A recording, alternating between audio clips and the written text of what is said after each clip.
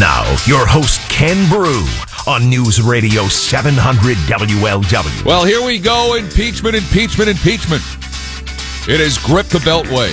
I don't know if it's done the same out here in God's country where hardworking, God-fearing people live and work and breathe. I tend to think it's not quite as intense as what the cable news networks or some of the mainstream media want to tell us. I think we'll start paying attention when people start voting and things like that. But here it is.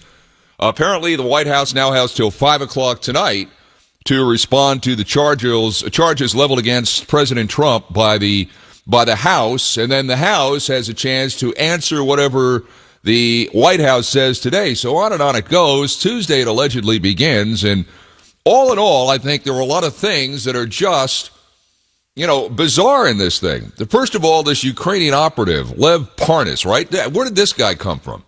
Well, this guy came from allegedly working with Rudy Giuliani.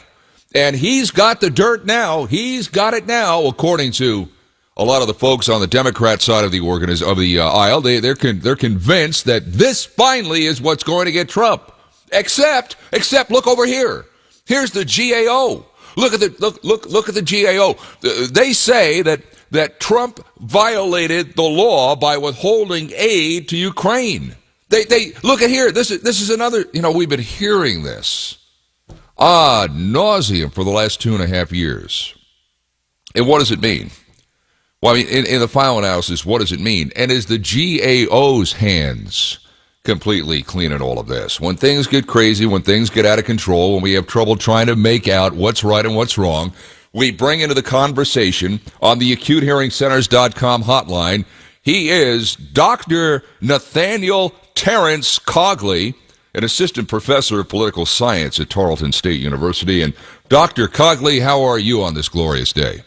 I'm good, Ken. Thanks so much for having me back. Well, here you are in the Washington Examiner again this week, again talking about an act that is a relatively unknown act, but yet it exists. It's the Impoundment Control Act. And when the GAO came out the other day and said that the Trump administration broke the law by withholding aid to Ukraine, by the way, that aid went there before the fiscal year ended. But here the GAO is all righteous when the GAO dropped the ball on this thing as well, right? Exactly. We've discussed this before in previous weeks. The Impoundment Control Act empowers the Comptroller General with several ways to help resolve this dispute between the President and the Congress over temporarily deferring funds.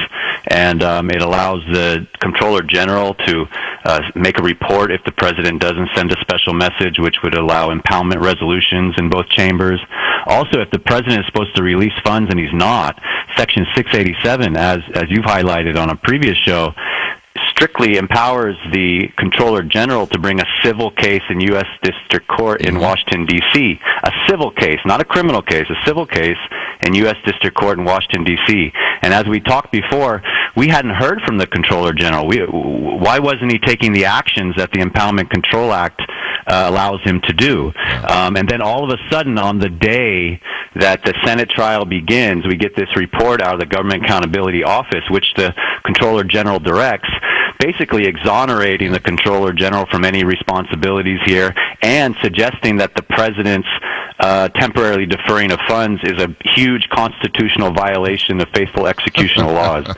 So, I mean, the coincidence is not lost on me, Yeah. I mean, I worked in Washington for 4 years. It's a cover-your-ass town. That's all it is. And the guy, I believe, was an Obama appointee. I think he's on a 15-year term. But you're right about 687 of the Impoundment Control Act. And there was no constitutional crisis.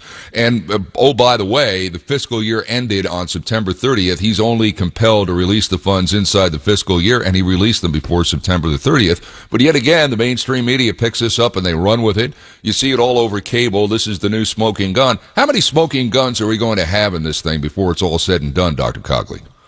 Well, you can imagine a lot of these things are saved late for dramatic effect. Now's the time for some of these things to come out. You saw this in the hearings around Brett Kavanaugh. They waited for a lot of dramatic things, near the end. So, I mean, we can expect some other things to come out, but we need to, take them with a grain of salt when they do. I looked at the team that the president has assembled for his defense in the Senate.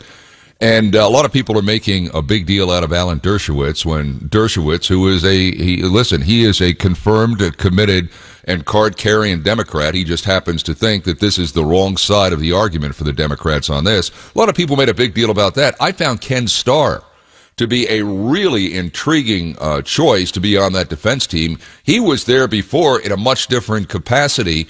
Is Starr really the star for this defense team, or am I making too much out of it? Oh, I think he brings a lot of experience to the table, of course, having been on the other side in the Clinton impeachment process. So he's going to bring a lot of experience. We've only had 2 impeachment trials go to the Senate before, so someone like that being around who's able to give some experience and insight into it, I think is very valuable to the team. One thing, Ken, here is the difference between the two teams. I mean, the Democrats have appointed 7 House managers. A lot of them, 6 of them have law degrees, and have this experience, so I don't belittle their experience. But they're all active politicians. Priority one for them is to put on a good show for their home district, whereas Trump has assembled a professional team to make this case. Well, here's the deal, Doctor. I mean, the show's over. I mean, the show is in the House, where I call it the land of the great unwashed. I mean, anybody can get up and say anything, can be as theatrical as they want. If anybody is looking for that in this, the trial that moves to the Senate, they're going to be sorely disappointed, because that's not the way they conduct business. No senator is allowed to talk. Questions are submitted in writing, and then each side will have a chance to deal with the question. And, oh, by the way, sitting above everybody is the Chief Justice of the United States. This is not going to be the clown show it was in the House. And therefore, I just wonder if this thing loses fizzle, because let's face it, the attention span of the average American is about 15 seconds. I just don't sense this thing is going to have the same grip on the American public that the House had, even though these things popped up now 3 times in the history of this country. Well, I think your instincts are very good here. We were used to those committees where the representatives are themselves the ones asking questions in very partisan, fiery ways. You're exactly right. When it comes time for the senators to ask questions, it's going to be in written form submitted to the Chief Justice, so everything's going to be quiet. Of course, the questions will kind of be going back and forth in terms of which side is asking a question to whom. But you're right, there's lots of things going on. We're headed to a caucus. We're headed to the Iowa caucus, New Hampshire primary. And, of course, this is going to get attention, but there's lots of things going on, and it's not going to be as fiery and dramatic maybe as some people think. A lot of people think that the fix is in for Biden, that this gets Warren and it gets Sanders and it gets them off the campaign trail, and it keeps Biden out there with basically an audience all to himself. He wins Iowa. This, if they call witnesses, this will certainly spill into New Hampshire. And I think it's an interesting study. If you're Warren, if you're Sanders, and you have an eye on a bigger prize, do you really want a protracted trial here? And how much clout would they have inside the Senate to try and get this thing over with quicker than maybe some of their colleagues do? I think it's an interesting dilemma, don't you think?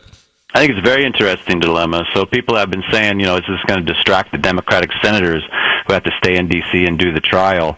But you're right, Pelosi may not be supporting them. She may be supporting Joe Biden. But this also frees up, Michael Bloomberg, who's not competing in the first 4 states. He'll be out there, and Pete Buttigieg is also out there. But yeah, Klobuchar, Warren, and Sanders are going to be distracted by this thing, but Pelosi might be fine with that. Yeah, I forgot Klobuchar, and you're right about Bloomberg. His ads are on Ohio, in this market, they're on Cincinnati television as right now in the primary is until mid-March. So Bloomberg may be the guy that benefits from a lot of this, because like Trump in 2015, 2016, he's somewhat of an unknown commodity. People know who Michael Bloomberg is, I think. They know what his record, or not his record, but his resume is. They may not be so familiar with his record. So Bloomberg, who can outspend just about everybody on the planet, is probably going to benefit from this as much as Joe Biden may benefit from it. Biden may get a little bit of bump, but Bloomberg could really jump up on this. Yeah, well, Biden's competing in these early states where the Democratic senators are, they're distracted. But I would say you're on the Bengals station, I believe, and a lot of football fans listening. Yeah. Bloomberg's going to do well with the football vote, because he's running nice ads during football games. I see them back-to-back out here in Texas, which is also a Super Tuesday open primary state. So the Bloomberg campaign is so interesting because it's unusual to skip the first 4 states and then come in with $50 billion of resources. Right. So this is a very interesting thing, and he's probably the best matchup against Trump, but I'm not so sure the Democrats will be able to pull the trigger on that. Yeah. Back to the trial. We're chatting with Dr. Nathaniel Cogley, assistant professor at political science, Tarleton State University. This whole thing about calling witnesses, double-edged sword. I mean, if the Dems want to bring in the chief of staff, if they want to bring in John Bolton, well, that's great.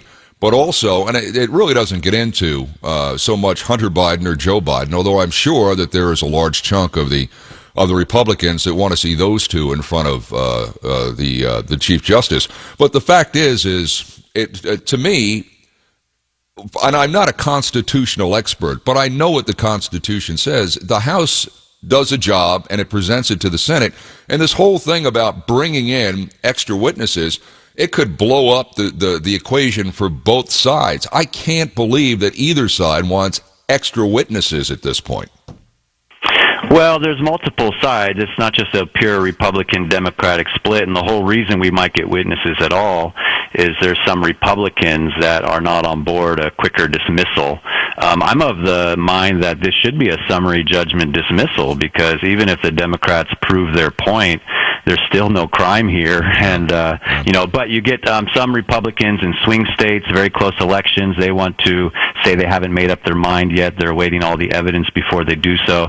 And then, as we talked before, there's some Republicans that have adversarial relationships with Trump, like a Romney or a Sass and a Murkowski that want these witnesses. But you're right. I mean, there's witnesses on both sides.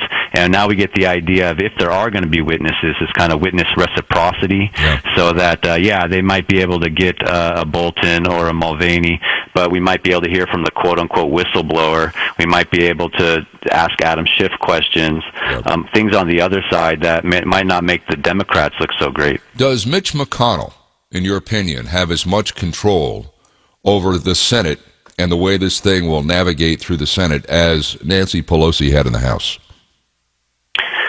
No, I don't think he does. Chief Justice John Roberts presides here. I think the Constitution would allow Judge Roberts to exert a lot of influence here. The question is, does he want to do so? The position of Majority Leader in the Senate is very interesting. The Speaker exists in the Constitution. That's a very constitutional position. But for the Senate, the person who's supposed to preside over the Senate is the Vice President of the United States, and in his absence, the President pro tempore. Majority Leader doesn't appear anywhere in the Constitution. Now, in this specific case where the President's on trial and the Vice President would not be impartial, the Chief Justice comes in to preside, and that's the Constitution speaking. And who ultimately decides issues of constitutional interpretation is the courts, Roberts.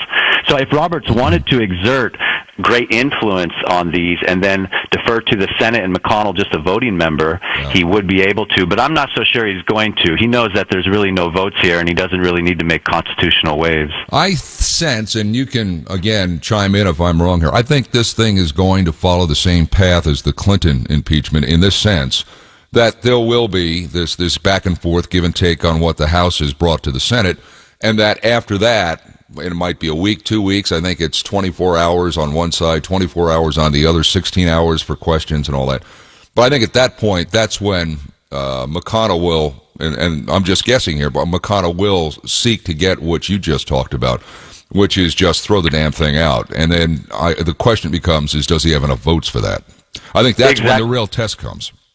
Yeah, 2.5 or 3 weeks in, we'll actually get the House managers making their case. Now, 24 hours, that's actually of presentation, so they break that over 3 days for each side. So that'll be in a week, and then the senators will ask their questions, or written questions, as we've said. And once we get through that process, yes, the Senate will be able to decide to move to a vote and possibly dismiss.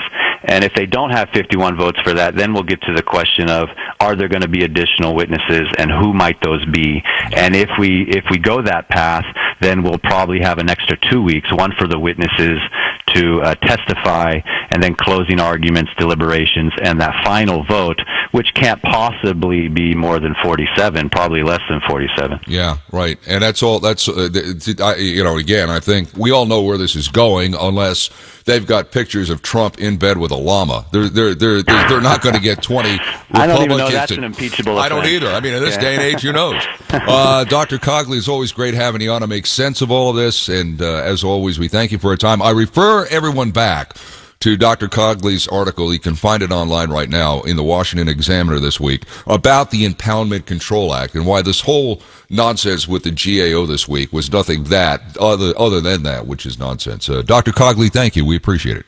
I love being on your show, Ken. Anytime. You bet. So there you go. I mean, it's just boom, boom, boom. You ever feel like you're getting hit over the head with a 2x4? I mean, that's the way it feels to me when I turn on the television. You can't escape it. You can't escape it. I'm watching more Netflix, MeTV, and old movies from like 30 years ago now than I've ever watched in my life. Because it's a bunch of gas bags all making their point on both sides. There's more gas coming out of Washington, D.C. right now than it's come out of the ground in Saudi Arabia's lifetime. And it's tedious. But it's not going to go away. Everybody's going to try and feather their nest. But this whole stuff, I mean, Len Parnas, now apparently he was conversing with a staff aide of Congressman Devin Nunes. Who cares? Len Parnas is going to jail. I mean, this dude, it's like Michael Cohen. He's going to sing whatever song you want him to sing so he gets less jail time. It's tedious. 12:23, it's the average American Ken Broo on this glorious Saturday. I know it's pouring rain outside, but still in all, it's great that we're both here, because if we weren't both here, each one of us would be in trouble. 12:23, News Radio, 700 WLW.